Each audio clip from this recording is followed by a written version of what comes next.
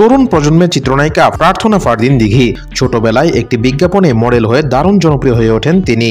শিশু শিল্পী হিসেবে তার খ্যাতি ছিল আকাশচুম্বী। সেই ছোট্ট দিঘি এখন পুরোদস্তুর নায়িকা। ইতোমধ্যে বেশ কয়েকটি সিনেমা এবং ওয়েব সিরিজে কাজ করে প্রশংসা কুড়িয়েছেন তিনি। কাজের সূত্রে বর্তমানে সৌদি আরবের রিয়াদে অবস্থান করছেন দিঘি। সেখানে হোটেলের রুমে দিঘির অনুপস্থিতিতে এক পরিচ্ছন্নতা কর্মী একটি চিঠি লিখে রেখে যান। প্রিয় তারকার সঙ্গে দেখা করার আকাঙ্ক্ষা জানিয়ে লেখা সেই চিঠিটি দেখে রীতিমতো আবেগাপ্লুত হয়ে পড়েছেন অভিনেত্রী। সৌদি আরবের রাজধানী রিয়াদ শহরে চলমান ষষ্ঠ রিয়াদ সিজনের অংশ হিসেবে গত 11 নভেম্বর থেকে শুরু হয়েছে বাংলাদেশ কালচার পর্ব। এই আন্তর্জাতিক আয়োজনে মঞ্চ মাতানোর কথা রয়েছে দিঘির। এছাড়াও শিল্পী আসিফ আকবর ও মনির খানও সেখানে অংশগ্রহণ করেছেন। বৃহস্পতিবার দিঘি তার ফেসবুক অ্যাকাউন্টে পরিচ্ছন্নতা কর্মীর লেখা চিঠিটি প্রকাশ করেন। চিঠিতে শুধু একটি লাইন লেখা ছিল, আপু আপনার সাথে দেখা করতে পারবো।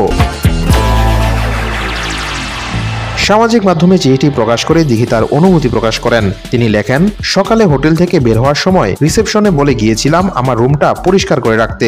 অনেক কেনাকাটা করে রুমে ঢুকে দেখি আমার টেবিলে একটা ছোট চিরকুট রাখা। সম্ভবত যিনি রুম ক্লিন করেছিলেন তিনি বাঙালি। এই ডিজিটাল আর সোশ্যাল মিডিয়ার যুগে কেউ এভাবে একটু দেখা করতে চাচ্ছে, ব্যাপারটা খুব মিষ্টি লাগলো।